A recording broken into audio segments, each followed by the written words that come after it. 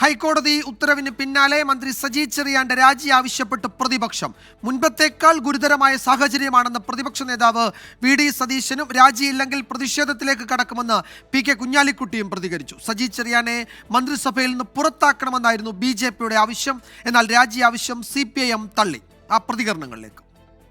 ആദ്യം രാജിവെച്ച സജി ചെറിയാനെ പിൻവാതിലൂടെ വീണ്ടും മന്ത്രിയാക്കി നിയമിച്ച മുഖ്യമന്ത്രിക്ക് കൂടിയുള്ള മറുപടിയാണ് ഈ ഹൈക്കോടതിയുടെ വിധി. അതുകൊണ്ട് അടിയന്തരമായി സജി ചെറിയാൻ മന്ത്രിസ്ഥാനത്ത് നിന്ന് രാജിവെക്കണം. കാരണം ഒരു അന്വേഷണം നടന്നപ്പോൾ നേരത്തെ മന്ത്രിക്ക് അനുകൂലമായ റിപ്പോർട്ട് കൊടുത്തു. ആ റിപ്പോർട്ട് സ്വീകാര്യമല്ല എന്നാണ് ഹൈക്കോടതി പറഞ്ഞത്. അപ്പം മന്ത്രിസ്ഥാനത്ത് ഇരുന്നുകൊണ്ട് ആ അന്വേഷണത്തെ അദ്ദേഹം സ്വാധീനിച്ചിട്ടുണ്ട്. ഇനിയും അന്വേഷണം പ്രഹസനമായി മാറും.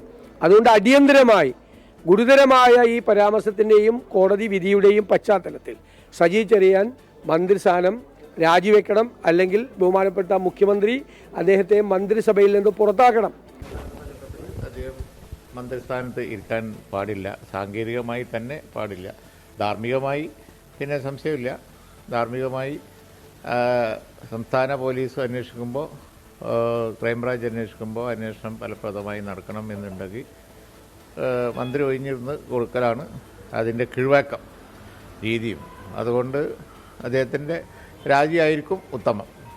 ഭരണഘടനയെ അവഹേളിച്ച സജി ചെറിയാനെ മുഖ്യമന്ത്രി അടിയന്തരമായി മന്ത്രിസഭയിൽ നിന്ന് പുറത്താക്കണം. സജി ചെറിയാൻ ഭരണഘടനയെ അവഹേളിച്ചുകൊണ്ട് നടത്തിയ പരാമർശം, ആ പരാമർശത്തിൻ്റെ പേരിൽ നേരത്തെ ഒരു തവണ രാജിവെക്കേണ്ടി വന്ന ആളെ